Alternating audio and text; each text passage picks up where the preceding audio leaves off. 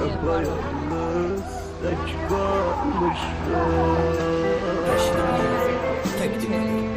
Azizim doymadım sana, acıdan hem doyup gittim.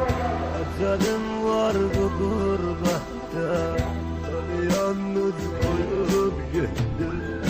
Öleyim ben bu dünyada, kimin vaktin kimin kara.